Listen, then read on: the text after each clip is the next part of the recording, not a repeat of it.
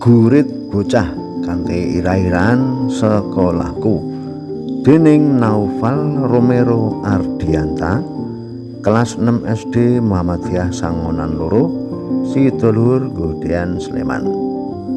Sekolahku. Aku sekolah ana ing SD Muhammadiyah Sangonan Loro. Aku diwulang wiwit esuk tekan awan dening bapak lan ibu guru kang padha sabar, padha menehi maneka warna ngelmu kang migunani.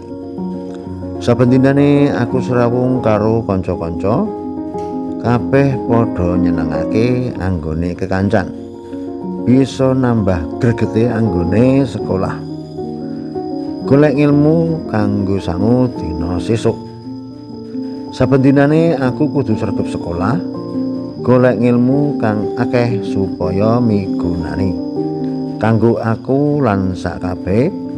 Sekolahku iki pancen nyenengake. Matur nuwun.